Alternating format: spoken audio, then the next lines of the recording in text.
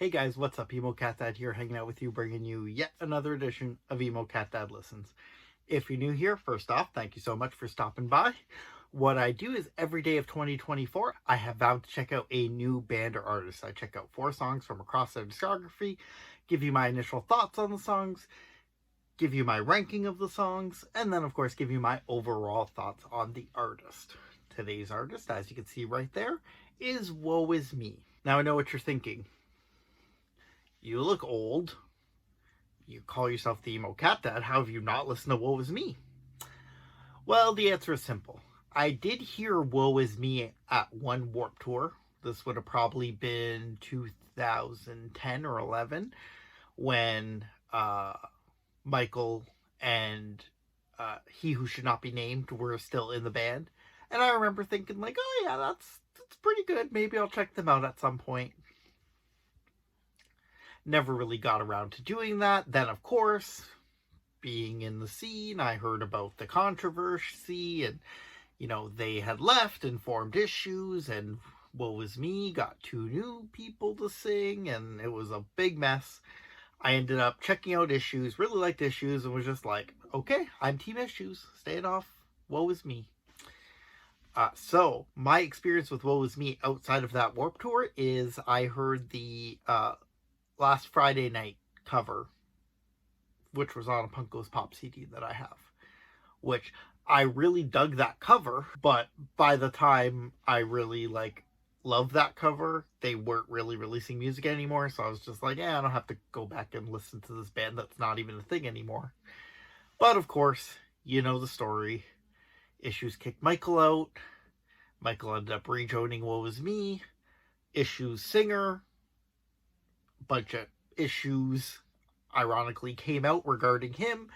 Issues kicked him out of the band. They went without a singer, and now they're no more. So, what better time than now than to dig back into Woe Is Me? Okay, so I don't really like supporting artists that, you know, have done bad things and giving them some streaming royalties. But I couldn't really do a video on Woe Is Me without listening to one of the OG songs. So I'm just going to treat it as I'm not supporting TC. I'm supporting the rest of Woe Is Me. So from the Numbers album, I checked out And Delinquents.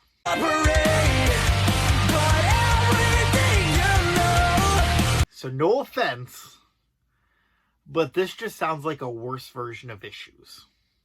Like, I feel like Michael and He Who Should Not Be Named have not hit their peak yet. I do think both sound pretty good. At the beginning, TC was a little weird that they were muffling his vocals, but he eventually gets a chance to shine. But really, Michael Bohn is the star here. He was doing stuff that he did later on in Issues, early on here, and that's funny because I always just kind of, the Issue stuff, he was just kind of treated as a screamer. And then later on when they were like, oh yeah, we're not going to have as much screaming, like you can do some singing, and I was just like, oh, like he's actually pretty good. He should have been doing this all along. Turns out he did do a little bit of that early in Woe Is Me, so what do I know? Overall, this just sounds like an Issues demo reel.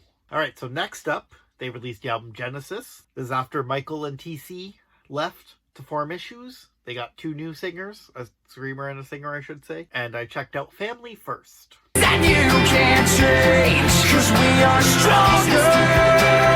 This is an acoustic song? Jesus.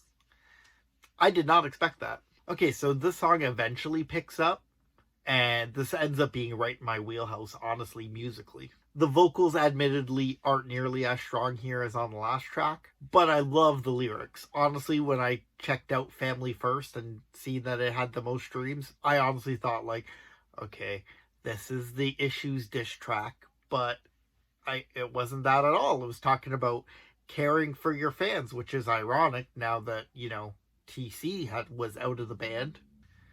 Alright, Woe Is Me went on to release another EP before calling it a day, until 2023 when they came back with a vengeance, announcing Michael Bohn was back in the band.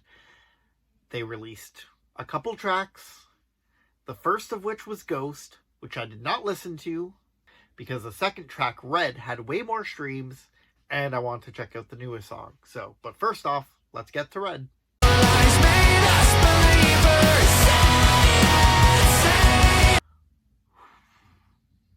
This is pure metalcore bliss, honestly. I know I just said on End Delinquents Michael Bohn was the star, but he just sounds so much better on this track. Like, I'm shocked beyond words. Like, this is peak Bohn. Admittedly, I didn't look up to see if the clean vocalist is the same on this new iteration of Woe Is Me as previously, but if it is, holy cow, has he leveled up. I'm not sure if it was a case of early on he was trying to do his best TC impersonation, and on this he's just like, let me just sing to the best of my abilities, but he sounds so much better here. I thought we were getting a prolonged outro. The music started to slow down with 30 seconds left, and I was like, oh, here we go. Long 30-second outro. Though 15 seconds, it picked back up. We got one more scream from Michael Bohn before stopping. Nice little surprise for me. And last but certainly not least, I checked out their most recent single, Hard to Live, which came out the very end of last year.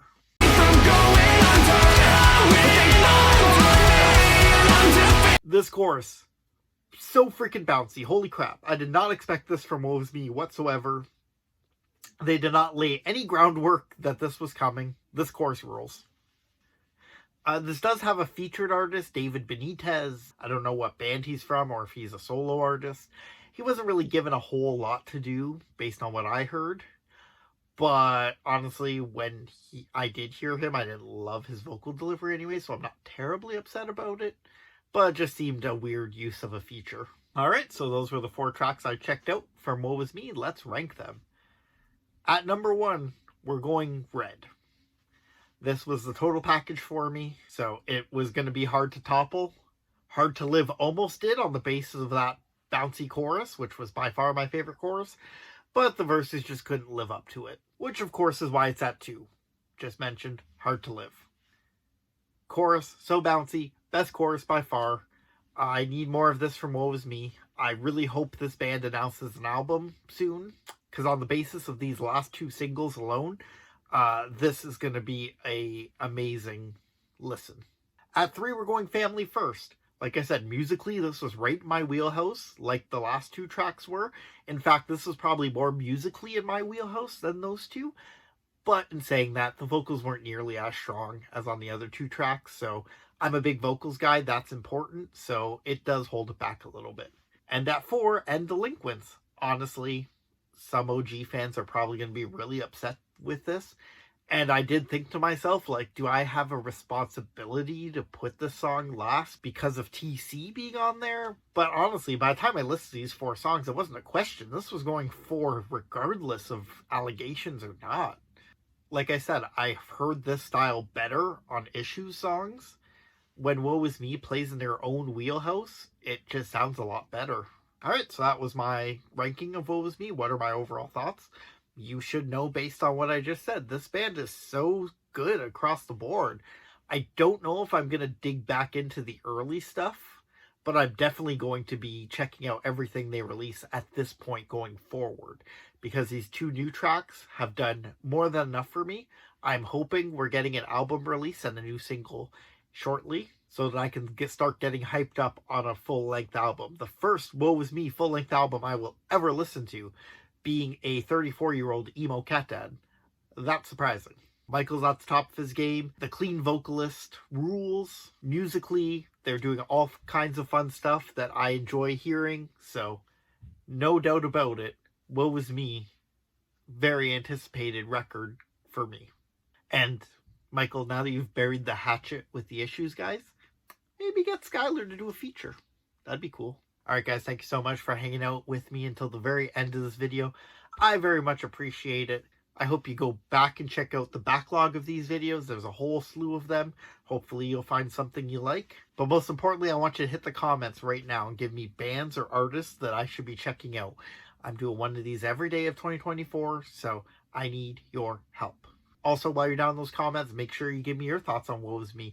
Were you an OG fan and you don't like the new sound?